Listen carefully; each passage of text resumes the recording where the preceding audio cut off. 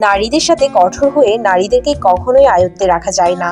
আমার স্ত্রীর গায়ে যেদিন আমি প্রথম হাত তুলেছিলাম, সেদিন সে শুধু আমার দিকে ফ্যালফ্যাল করে চেয়েছিল। থাপ্পড়ের বেগ এত প্রবল ছিল যে তার ঠোঁটের কোণে রক্ত জমে গিয়েছিল। নিঃশব্দে তার চোখ থেকে পানি ঝরছিল, কিন্তু প্রতিবাদ সে করেনি।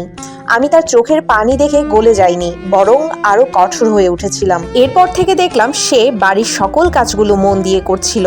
কাজের আর কোনো ঝামেলাই ছিল না। তখন বুঝেছিলাম নারী জাতিকে মাথায় নয়, পায়ে রাখতে হয়। বেশি আলগা দরদ দেখাতে গেলে তারা বেশি বিগড়ে যায়। তাকে কন্ট্রোল রাখার জন্য পান থেকে চুল খসলেই মারতাম।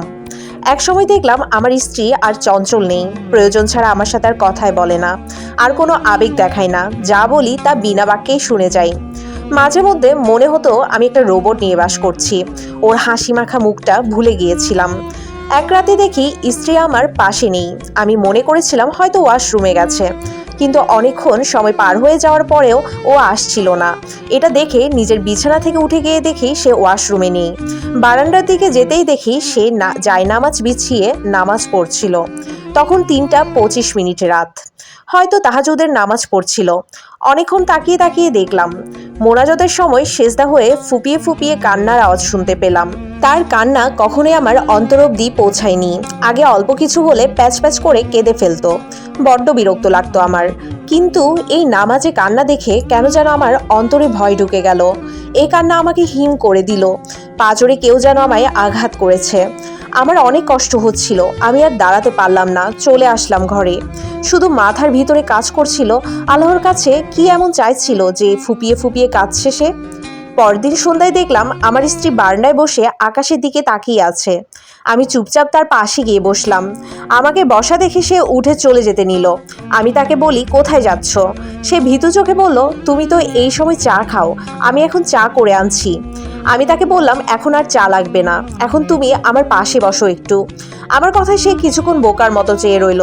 তারপর বাধ্য মেয়ের মতো আমার কাছ থেকে খানিকটা দূরে গিয়ে বসে পড়ল। আমি ওর দিকে তাকিয়ে নরম সুরে বললাম, তোমার কি কোনো অভিযোগ আছে আমার প্রতি? এমন প্রশ্ন করাতে সে আমার চোখের দিকে তাকিয়ে থাকলো। কিছুক্ষণ বুঝতে চেষ্টা করলো আমি কেন হঠাৎ করে এই ধরনের প্রশ্ন তাকে জিজ্ঞেস করলাম। অন্যদিকে তাকিয়ে সে বলল, অভিযোগ এখন আমি আর কোনো মানুষের কাছে করি না। যা অভিযোগ তার সব কিছুই আমি আল্লাহর কাছে পেশ করি। কারণ কিছু ঠিক করে দেওয়ার থাকলে তিনিই দিবেন, না ঠিক করে থাকলে বদলে দিবেন। সব কিছুই তার হাতে।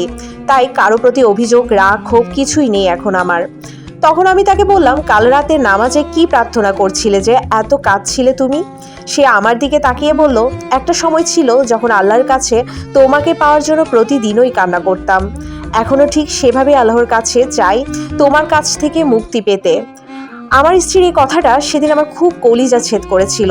একটা সূক্ষ্ম ব্যথা সেদিন অনুভব করেছিলাম।